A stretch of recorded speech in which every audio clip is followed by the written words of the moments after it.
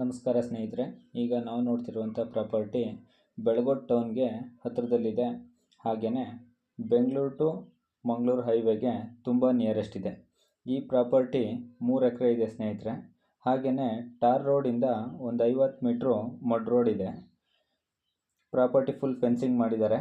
3 ಎಕರೆನಲ್ಲೂ robusta coffee, areca, ಮೆಣಸು ಹಾಗೂ silver plantation ಮಾಡಿದ್ದಾರೆ.